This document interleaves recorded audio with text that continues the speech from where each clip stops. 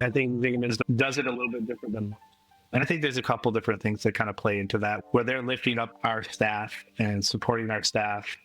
We do small things like the fully open book management, which means we share our numbers with all of our staff, which it's still a pretty foreign concept to restaurants. We want our staff to have the full picture. So that way, when we're trusting them to make the right choice, they have all the information to make it.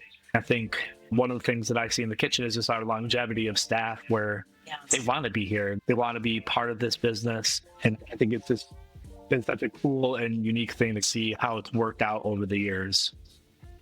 Hi, everyone, and welcome back to the Perfect Bite podcast. I'm your host, Sarah Perkins. Now that I have lived in Columbus the last few years, the following conversation and viewpoints might be a little blasphemous, but I have to tell you, there is a culinary experience, culture, menu, and my God, sandwiches that come to mind often and make me want to hit the road to Ann Arbor, Michigan. Zingerman's. While I didn't go to school in the Midwest, I've been lucky enough to visit the lovely collegiate town of Ann Arbor and experience the glory of the Zingerman's Deli and Roadhouse. That amazing Midwestern hospitality and long-standing legacy has been shaped for over 2 decades by today's guest as head chef of Zingerman's Roadhouse for 22 years. And he isn't going anywhere anytime soon. He truly found home and makes it his business to make you feel the same every time you join him and his team. Please welcome head chef of Zingerman's Roadhouse, Bob Bennett. Bob. Thanks for having me on. I'm excited to be here. Oh, I'm so excited to chat with you. So I live on Michigan Avenue in Columbus, and I did not get the rivalry for a long time because I'm not a football girl, and was like, why is there tape over the M of our street sign? This is very confusing. Is there something wrong? Are they painting? This is a long-stemming feud. I grew up around Ann Arbor, so you understand. Deep in my bloodline.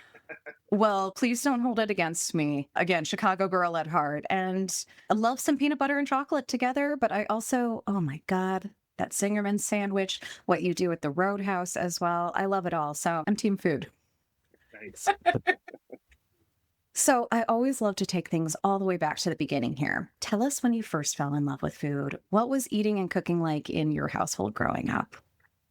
Well, when I was growing up, so this is like mid to late 80s. Yep. We did a lot of stuff out of boxes. So mac and cheese and hamburger helper and things like that. I remember being in elementary school, they had a whole set of books on how to cook things in your microwave. So this was kind of the era of food that we're in. I mean, we weren't super fancy in my house, but we did go out to eat a good amount. And so we got to eat like things like mussels and good seafood and things that we wouldn't usually see coming into our own house.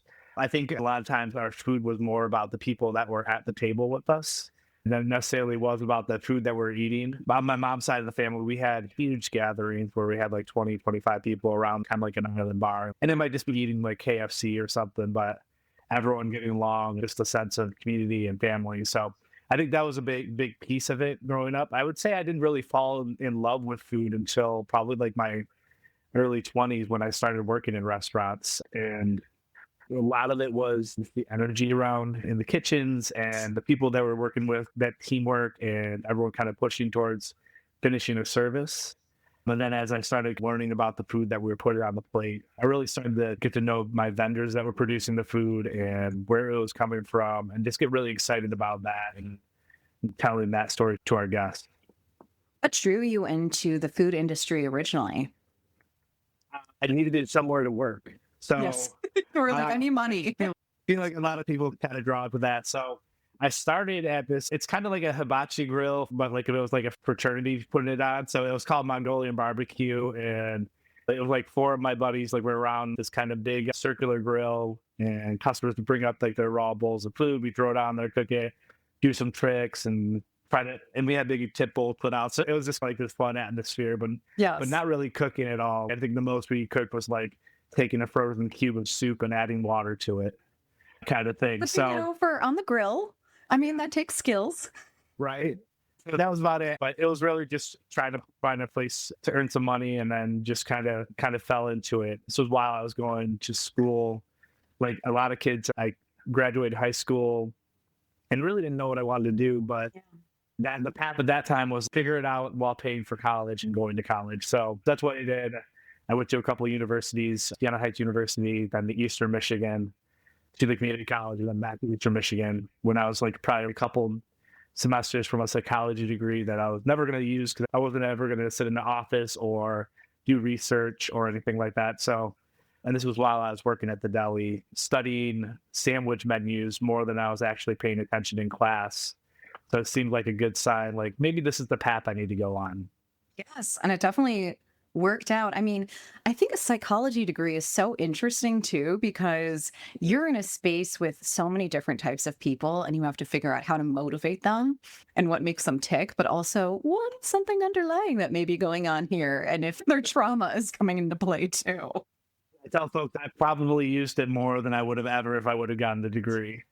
For real. I mean, I've come back to what my degrees were, but there was a period where I was like, this journalism master's good idea, but let's see how it works. And well, now we can see I have a podcast. So here we go. For sure. Well, I love that one. I do think it is still crazy that we expect 18-year-olds to know what they're going to do with the rest of their lives and spend 100 grand plus to get a degree so that they'll just focus on that one thing forever. And so I always love founding stories too, because very rarely do you find people sticking to the same lane. In your case, you not only found the lane, you found family within the Zingermans themselves. And of course, we got to talk about the deli where you started. So deli was opened in mid-80s, correct? So about 20 years before you joined. So what drew you, of course, to the iconic Zingermans, and what did you feel there right away that was very different than, of course, your hibachi experience?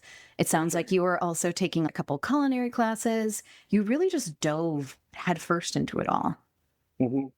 Well, when I was working kind of at the Margarita Bar, one of my friends was also working at the deli. And I'd never worked on like a cooking line, let alone like a big sandwich line or anything like that. He's like, Very quick. right? So he was like, I think you'd be good at it. Why don't you just come over and do like a stage, check it out?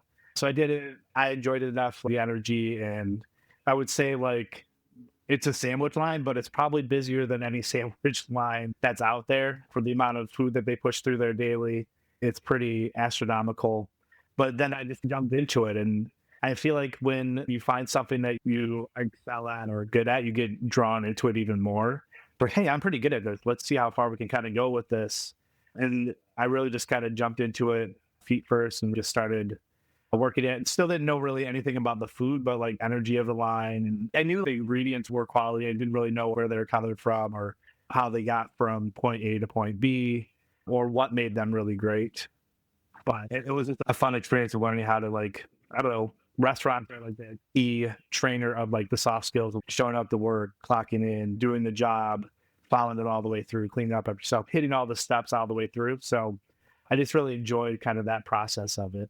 Yes, there's something so satisfying to doing tactile things and checking them off the checklist and being like, I did it right. And you just do it over and over again. So you and I keep talking about iconic deli here, but we're talking, this is a 2-story building. There's this gorgeous little bakery cafe next door as well. This is a very large operation for folks who haven't seen it, who haven't been there in person. So we are not just talking your local, okay, these are sandwiches for college kids. This is a destination for sure. Oh, absolutely. People traveling from all over the world to come to a deli, have a Reuben or one of the other 100 sandwiches that they have on their menu, and all of them hitting like that 9 or 10 on a scale. Like it's pretty impressive. And then just the retail counters of all the olive oils and cheeses. It is like a foodie heaven destination. It's kind of like the Midwestern deli version of Italy, Right. and also without the scandal. Yeah, for sure. But when you said that heaven, I was like, yes, it's that perfect. We had something in my hometown in the Chicago area called Foodstuffs. So it was like almost this very mini version of what a Zingerman's is, that high quality, just like salads and sandwiches and things to pick up for your own home cooking. So I always love a space like that. So tell us about how you got started at the Roadhouse. I mean, you've been there 22 years. I kind of consider you, and I think the family would be okay with us saying, like, you're essentially a co-founder of that at this point. You've been there so long. I mean, had it opened for a long time before you headed over there?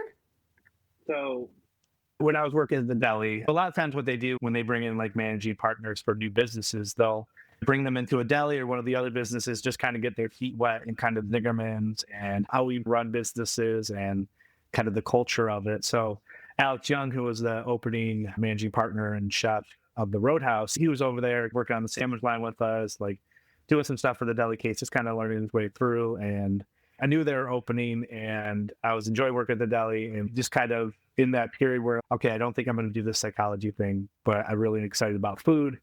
And one of my line supervisors, Lisa Roberts, she was like, hey, you could probably go there. It'd be a really good open door, like kind of step through. And I think one of the things I've done pretty well in my career is always leading with yes, like maybe not knowing everything about it, but yeah, this seems like a cool opportunity that you can't really pass up and really taking advantage of getting out of your own way a little bit. Even though I had no idea of how to work in a professional kitchen or what I was walking into. So I told Alex I want to do it. He was excited about it. I still had an interview with the head chef, whose name was Tony. So we did that interview, and my buddies were like, hey, you need to know like the French mother sauces. Like he's going to ask you about that and da-da-da, which he totally did. And I remembered like Serious. 3 out of 5. I felt like after the interview, I was like, I'm probably not going to get the job. Even though Alex was like, yeah, you're totally going to get the job. So I was super nervous after that. And then we went and opened up the place and it ended up getting delayed like most things do. So me and my buddies got to be part of the painting crew on the outside of the building. But we literally came with the building. Oh my God. So You put your mark on the outside. That's so special. We spent the last month of the summer kind of on scaffold, painting the outside and doing that sort of work. And then from there, we opened up on September 15th to a soft opening of 300 people. Not soft at all. Apparently, Zingerman's has lots of friends and family. I don't know if you do that. Yes. But yeah, so we were super busy and like maybe had a day of training and prep time going into it. So it was just a wild start of it, but we kept on coming back and a little bit better every day. And we made it this far. Yes. Oh my goodness. And it's been going gloriously since and will continue very much so. Tell us about the menu then when you were coming in and going, okay, I love cookbooks and then I've taken some culinary classes. I know a couple mother sauces off the top of my head, but what were you finding that you were learning on the job then with a very Southern and barbecue focused menu here in the Midwest? What was really standing out about it and what kind of changes have been made over the last few decades in terms of that menu? So the menu when we opened up, I mean, so one of our key kind of like taglines is really great American food. So we had kind of like this cross of all these American classics from like New England clam chowder, Maine lobster pots, mac and cheese, collard greens. At our center, we were very much like Southern foodways, focused on that with our fried chicken. We had a whole hog barbecue. We had barbecue ribs, grits, greens, mac and cheese. You name it, we probably had it on the menu. I mean, that mac and cheese. Oh, I had one of my first really long dates with my partner at the Zingerman's Roadhouse, actually. Nice. 7 years ago. We had known each other for a few years and we're hitting it off. And it sounds crazy, but I got in the car with this man for that 4.5 hour drive or so from Chicago so we could go for a day in Detroit and then drove home that night. But we stopped at Zingerman's Roadhouse for our meal on the way home. And so That's awesome. picked up some baked goods for my family. And I was like, what am I doing? I just got in the car with this guy for hundreds of miles. And yes, again, many years later, here we are still. But yes, your place and the feeling we felt there was a very special part of the beginning of our relationship. That's so awesome. Yes. So what has changed since? Have you dialed the menu in here? What do you like focusing on the most? Are you really excited about the barbecuing and smoking of any meats here? What are the dishes that you're so excited about? Well, I mean, I think over the almost 23 years now, there's a good amount of things that have changed. We still have our core things that we hold true to, that we had in day one and continue to have. I think that some of the stuff that I'm kind of excited is just where we see how things evolve, even like our whole hog barbecue, how that's evolved a little bit over the years. And not only like how we're cooking it and our consistency with that, but also where we're getting it from. So Right. we started off getting whole hogs from Nyman Ranch, and they're pretty good tradition of raising animals and doing it the right way. And then we started to buy more locally. Just this last year, we started sourcing probably like 30 minutes away from us in Milan, Michigan. A nice farmer named Neil Bastian, who all pasture raised. He raises like 150 hogs for us a year, and just really good product and feeling good like how we can give back to that local ecosystem, and having a farmer who comes in and eats in the restaurant and super excited to be part of it. So like little things like that as we move forward and getting our products a little bit better and a little bit better. I think some of the other stuff I'm pretty excited about is pretty much everything. I don't know. It's kind of like picking my favorite kid, trying to pick my favorites off the menu. I mean, I think we just continue to try to push what we're excited about and what we're interested about. Like, I don't know, one of the things we don't think about being super excited about is telecherry black pepper. But we have this lady that we're working with, DeHardy, who is, she might be back from India now, but she goes to India and sources it straight from the farmers and spend some time to build this collaboration of a couple different farmers and be able to supply us with black pepper for the year. And we get to show it off and be really excited and nerd out about it. And we think it makes it taste like 10 times better. We say it all the time, you really taste the difference. Yes. You really taste the difference. Oh gosh, that's like the Diaspora Spice Co. girls were on with me just the other month, and their whole journey to India and Sri Lanka and all these incredible farmers for their spices too. And so I love that you've got this combination of it's local, but local can mean across the world too, as long as you're going direct to the source and really supporting those folks. Talk to us more about, I think that people need to know more about how incredible the produce and the ingredient sourcing is out of Michigan, because it's such a beautiful state. You have just a wide variety of even climate sometimes going on there. Absolutely. I think it's one of the coolest things. So when you live in a state that has like, and you know this from Chicago and Ohio, like that has 4 like true seasons. Yes. And when like that asparagus season hits or tomato season hits, which we're coming up on, Right like now. those things, like truly, you wait all year for them. And you don't, Cherries. yeah, Cherries for me. absolutely. Anytime the fresh fruit. So we just hit strawberries, and then blueberries are coming up soon. I tell the folks like the blueberries in store, they're okay, but when I close my eyes and think about what a blueberry tastes like, that's what the Michigan blueberries taste like. It's a Michigan blueberry for sure. Right? Yes. So being able to have that, and then I think it's also fun when we hit the winter and we're looking at like cellar vegetables and how we're preserving the harvest from the fall and all these different pieces. I don't know. As a chef, I think it really pushes you to be a little more creative of how we're putting fresh onto a table for folks. Yes, I always think about the chef's garden north of me now. So 2 hours north, Sure. and not two, and probably about 2 hours from you now, 2.5 hours or so. And everything Farmer Lee and his team are doing. And they just make you recognize that there's so much, like, it can make you really geek out, just like the same way of the telecherry pepper, thinking about how different the soil is, even in that climate, and the lake effect that's in place. I got to tell you, I really miss being near a lake. Right. Especially when it gets really hot here. So the food itself is incredible at the Roadhouse, at the deli. But I think what's so special, and probably why you've stayed so long, is the culture. Tell us what was established 20 plus years before you joined, and what has really stayed constant and improved even over the 20 plus years that you've also been helping shape that culture. For sure. I think Zingerman does it a little bit different than most. And I think there's a couple different things that kind of play into that, where they're lifting up our staff and supporting our staff. And I think one of the pieces is just kind of the leaders. I mean, I see Ari Weinsweg almost every day, who's one of the co-founders of Zingerman's.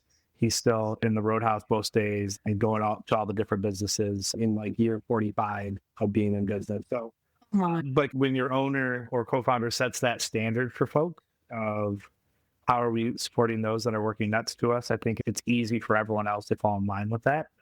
I think when we first opened the Roadhouse, or even at the deli, we do small things like we're fully open book management, which means we share our numbers with all of our staff, which There are some restaurants that are doing it, but it's still a pretty foreign concept to restaurants because traditionally most restaurants, like head chef, owner, GM, they hold all the numbers and they're kind of like, hey, I need you to work faster or have a higher check average. And you work in a restaurant, so you have an idea, but you don't really have the full picture. And we want our staff to have the full picture. So that way, when we're trusting them to make the right choice, they have all the information to make it. They don't have half of it and hope they're making the right decision in the moment. And then I think it just for us, it's led to so many cool and unique opportunities. A dishwasher or a busser is like, hey, have you guys ever thought about doing this? We're like, no, but that's interesting. Let's walk that idea through and see where we can go with it. It's led to so many cool different things for us. And I think one of the things that we try to do in our kitchen at the Roadhouse is really just me and one of my managing partners, Lisa Schultz. One of her parts in it is talking about having a no drama culture where we know things get stressful with the kitchen. It's hot and customers want the best plate in the shortest amount of time. So we have all these different pieces that cause stress on us. But at the end of the day, it's how we work together and how we treat each other. And a lot of these are all like kindergarten rules, like be nice to the person next to you, no name calling. If they did something wrong to you, talk to them. Be human, not like let's go out to the woodshed and duke it out, but let's have a conversation because that's what humans do. And it just led to so many good pieces of it. I think one of the things that I see in the kitchen is just our longevity of staff where they want to be here. They want to be part of this business. And I think it's just been such a cool and unique thing to see how it's worked out over the years. What is the average tenure of someone at Zingerman's in any location, would you say? Because it is so special. The fact that you've been there 20 plus years and you're not like, what's next? What's around the corner here? Yeah, I mean, it's hard to say for the rest of the businesses. I would say at the Roadhouse, we're probably 8 or 9 years on average. I mean, we also have like a lot of college students and high schoolers who are a little bit short timers. So they bring the average down a little bit, but we have a lot of servers that have been there like 10, 12, 15 years. I have a lady who Mendez worked my brunch service who was there on day one with me. She's left a couple times in between, but she's still here working it out and one of my favorite people to work with. But we have a lot of folks like that who just kind of either started like a dishwasher and worked their way up, or like myself, I started as a grill cook and I stuck around long enough that they put me in charge of stuff. So, Yes. but we have a lot of those cool stories. It's incredible. I mean, it just goes to show too, like when you actually value people, when you pay them what they're worth, and when you are open with them and treat them like adults, like you said, or have very open conversations and are focused on, we're not just talking the talk, like you walk the walk as well, then people are going to stick around. And then I'm sure you're seeing from your numbers too, like your business is booming then. Your business continues to thrive. Even you guys made it through the COVID era. You are making it through the, I don't know what we're calling this right now, psychotic era of just rising food and ingredient pricing and rising prices across the board that affect everything else too, but also the immigration practices that affect especially this industry so deeply and hurt it in so many ways. So I'm so glad to see that you all really hold on to each other and aren't like, okay, I'll just get another you tomorrow, because then people don't want to stick around. What do you think are the things you've learned the most in terms of being a leader and running a very fast paced business like this over your time? I think one of the things that I learned from Alex Young, and I don't remember what the scenario was, but he come to me, he's like, there's always going to be prep to do. Yes, Everything never ends. every single hour. And I think like the idea was like, take advantage of the moments when they cross your table, when you have a moment to coach someone, or when you notice someone's being down and like taking that moment to be like, hey, how are you doing? Like, is there anything I can do to help you out today? Or you see someone struggling with their work that they're doing, like getting them a helping hand. And I think a lot of times in chef culture, like we kind of have blinders on and we just kind of see what's in front of us instead of being able to see what's around us and how it's affecting the whole instead of just on yourself. Imagine too, like it's such a competitive business as well. There's only a certain number of positions and a certain number of times that you can move up the ranks until you're just waiting to get someone out of the way here. And so I appreciate too that you all are also thinking about folks' roadmap at the Roadhouse and saying, hey, like, we want you around. What can we do for you so that you feel fulfilled as well? And that's just such a huge thing. That's that psychology major coming back right there, too. Is like, what fulfills you? Because it's different for each of us. It's like each of our love languages is different, too. I mean, we have to mention, too, like the Zing training. Zingerman's is famous for its leadership and development training, so much so that I think this really applies to every industry, not just hospitality. What's it been like when you have trainings come through? And what have you felt like seeing that this is something that's really well known nationwide coming out of Ann Arbor? I think it's really impressive, kind of the way that the philosophy of Zingerman's and how we do things, whether it's marketing or treating our staff or training, how far and wide this really stretched. I don't think I really truly understood until I started going to like different conferences and symposiums and things like that. Like, oh yeah, I took a seminar not that long ago. Like, that's the coolest thing. And to me, it's right in my backyard. And like, I've gone to most of the seminars and gone through the trainings and stuff like that. So it feels so normal to me, but realizing that it's really not the norm out of the industry and how we treat people and like open book finance and all these different pieces. It's been pretty cool being able to learn new things, and also like the folks that come into town to take the classes and be able to connect with them. There a lot of times it's like, hey, tell me about this. Does this really happen? Kind of thing. Is this like real? I think there's some piece of people who still think it's a little bit of smoke and mirrors, but no, this is how we operate on the day to day. This is very ingrained in how we run a business. Just can't wait to see that continue to spread. I think I want to say my pal Christine Sikowski over at Honey Butter Fried Chicken in Chicago. I think she and her team went through some Zingerman's training because she had mentioned like, all I want to do is focus on being the best leader I can. So we go through all of this. They've been open for over 10 years now as well, which is also such a feat because they opened in 2013. And they also have that really warm, amazing feeling anytime you go into any of their different locations. So next time you're in Chicago, get some honey butter fried chicken. Oh God, I love them. Oh, the best.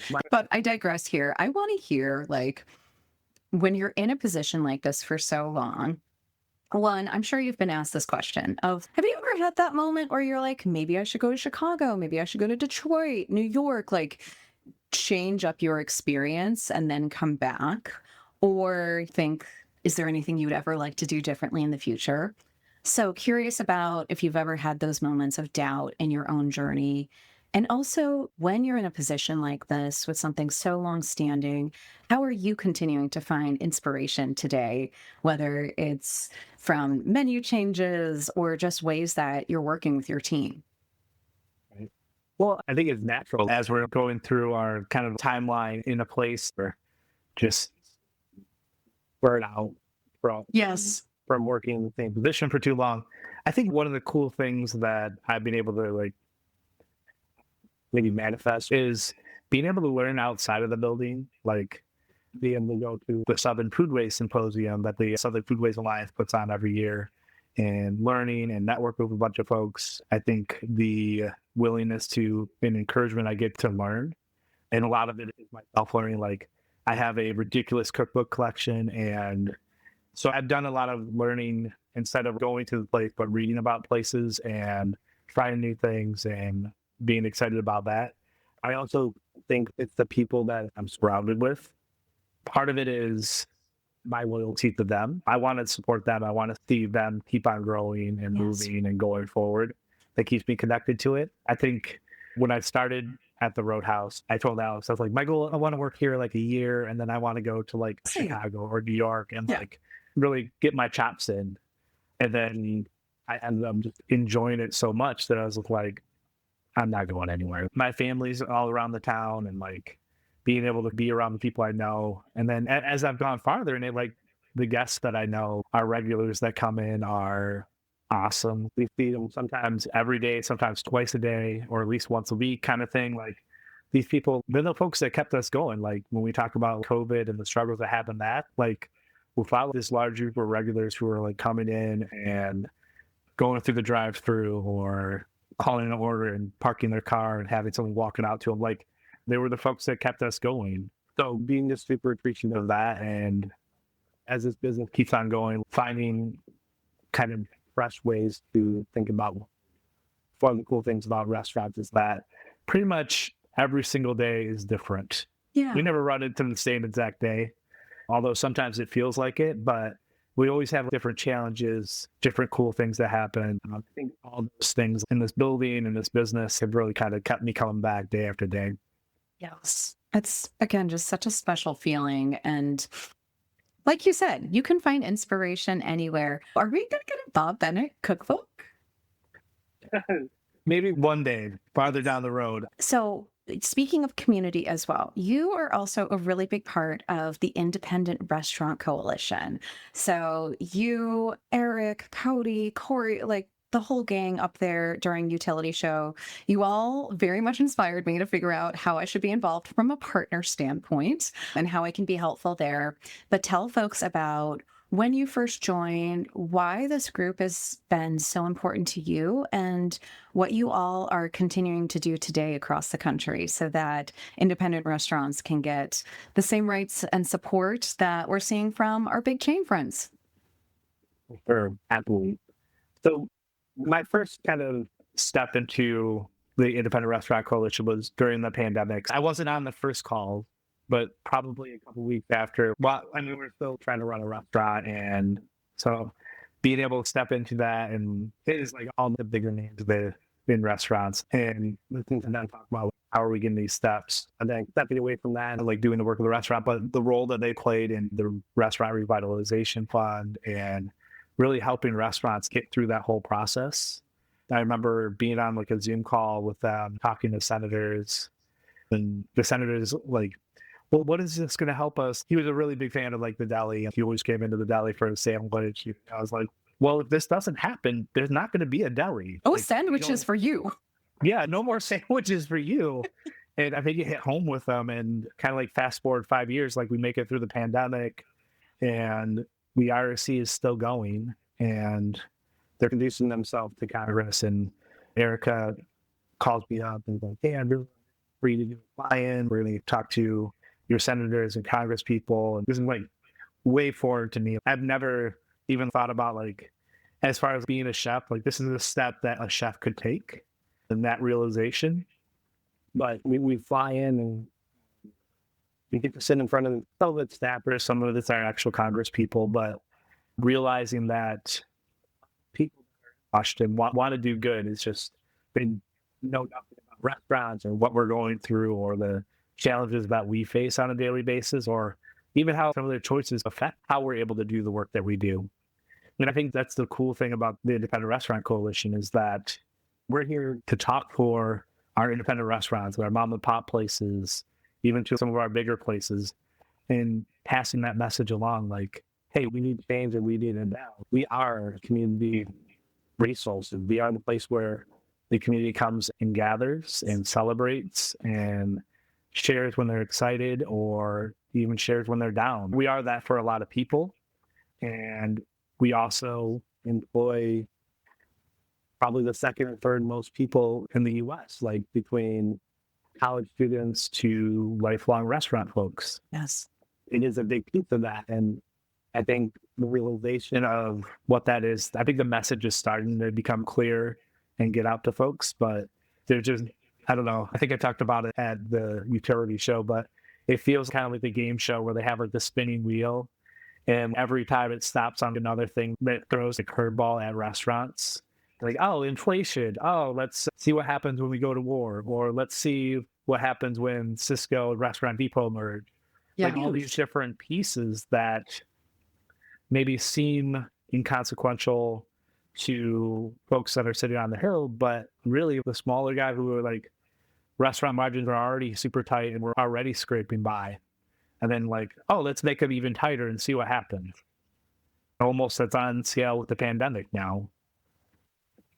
You're like we came out of this. People are going back to restaurants, but at the same time, you are seeing the trends, like you said, due to inflation, due to rising ingredient costs, due to just even trying to say, like, we're just trying to keep the lights on at this point. It's not us trying to make a ton of money off of you folks. Like, Yeah. and you said, like, oh, these things might be inconsequential to folks on the Hill, but this is a truly bipartisan issue. We all love to eat, and we all love to eat great food and support the people in our local communities. And to me, food is just this perfect vehicle that everyone says as well of getting to know other people and cultures. Even if you don't speak the same language, oh, that tastes good. And it really does bring us together. And so I really wish and I hope that the more you all keep fighting the good fight, there are things that we can do on our end too, so that we can just be more supportive. So if you have any tips and tricks for folks who aren't restaurateurs themselves of how we can be supportive of IRC and just this challenge right now, please let us know. Absolutely. Yes. And so I know that's something that I'm excited to keep learning about over this next year and hopefully get my membership signed up and join you all on some of these calls, because it's, gosh, last 10 years, especially, like the more that we can all get more involved in the policies that affect all of us, the better, because we've seen what happens when people don't go vote and think that they can't make change. So soapbox moment over here. Yeah. But I'm so glad you're part of that and have such a great community with that as well. I want to talk a little bit before we talk about the future here. What do you think are still some of those biggest misconceptions when it comes to Southern food, Southern dining, but especially in the Midwest? What do you wish people understood more? And what would you want to say to someone who hasn't really made Michigan or Ann Arbor a destination, and why they should really be checking this out and coming by? I think when we talk about like Southern food, especially for folks in the Midwest, people think like fried chicken Right. and mac and cheese, and that's it. But not realizing like it is so much more than that. It's tradition, it's food, it's fish camps, it's grits, it's how our food is getting to the table. I'm a pretty big geek when it comes to reading about Southern food and learning about the history around it. But it is like your grandma's kitchen cooking. And like these traditions when we butcher hogs and like what that looks like and the food that brings to the table, or kind of your grandma's pantry where we have all of our pickles and vinegars and different things that we use to hold on to the harvest. I think it's all these cool pieces that add into it. And it's also the fresh produce. It doesn't have to be heavy. It can be light, and think of it like Hoppin' Johns or Yes. things like that that just bring all these different pieces. I think there's so much more to offer than kind of people realize with Southern foods. We are putting together quite a group of chefs and food scenes here. I think with the university and the diversity of people that we have in town, like one of the restaurants in our Zingerman's family, Miss Kim, who does Korean street food. We have a lot of like people who are just thinking local foods and doing a nice job. We got the folks over at Echelon, which are doing like Michelin star work, putting food out on the table for folks. I think we have all these different things to offer. And then we also have these old school, old standing restaurants like Night Steakhouse or the Deli that are really just for everyone. I think it's already starting. I think we're getting a lot of different nods from different organizations on the work that's happening. And people are seeing it. It's really turning into like a food destination, I think. Definitely. It's not just, hey, it's a college town, so expect only cheap, maybe not so great eats. And that's what I've learned really as well in Columbus as well, is that you can find some grown-up food and you can find some really wonderful meals. And like you said, it's about bringing different types of people together. And it just happens to be in this large scale way because there's a big university here. So definitely get it. And I'm glad to hear it's still continuing to grow. So as you're tackling literally all of these things on your plate, what do you like to do to relax? What do you like to do to fill your own cup so that you can keep going? Well, I don't sit still too often. So a big piece of it is my children. I have a 6-year-old Brienne and a 13-year-old Lucas. So when I'm not at home, I like to hang out with them and really just take all the anytime I can with them and my family and my wife Carrie. whether it's going out to eat or just watching a movie. I think that's all time really well spent when I'm not working or trying to raise money or talking to Congress or things like that, which seems super crazy when I say it out loud. But I think that's just it. I mean, I'm also a pretty big introvert when I'm not in front of people. So just being able to have some quiet time, I think, is awesome. I'm a yapper. Listen, I'm out there all the time. I love talking with folks. But there is something about my nonverbals Right? that's so needed where I'm like, I have my trash on. I'm maybe eating kind of trashy. And no one talk to me right now. Just again, my sweetheart and I and the cats, and no plans, please. No one reach out. For sure. Oh, and I love how that sounds so full circle too with what you were saying at the beginning of our conversation of how your whole family would get around the table. And it's so nice that you all are very Michigan and Ann Arbor based so that you can keep up that tradition. For sure. You have a lot to be proud of, but what would you say you're most proud of? And what do you think you want to do to keep growing? How do you want to see the journey continue? I would say what I'm most proud of is I think it's the group of individuals that I get to work with in my kitchen every day. It's the group that we get to work with. It doesn't happen by accident. I think whether it is fate or just hard work, I'm really trying to attract the right people to our kitchen. And between like top to bottom, no one in our restaurant that I wouldn't want to sit down and have a beer with or work with each day. But I think that's one of the things I'm most proud of. I think for myself, thinking about myself as from when I started day one at the Roadhouse, not really even knowing how to like grill a steak or burger to where I've come. It still sometimes blows me away a little bit and feels a little bit like a dream. But knowing like the long days and long nights you put in to get there, and I'm not there yet, but I feel like I'm on a path to being the person that I want to be and that I hope to be. So those things feel good. It's sweet. And I think you are a wonderful person already, but it's always important to focus on growth. I get that too of, okay, what's next? What's coming next? And striving towards that. So, one last question before the world's best and hardest question, of course, is what is a piece of advice you want to give someone who's looking to start something new on their own, whether it's within food and bev and hospitality or anything else? Hmm. I think one of the things that took me a long time to do is to ask for help. Realizing that we don't do this ourselves. There's so many different pieces that kind of get us to where we want to be.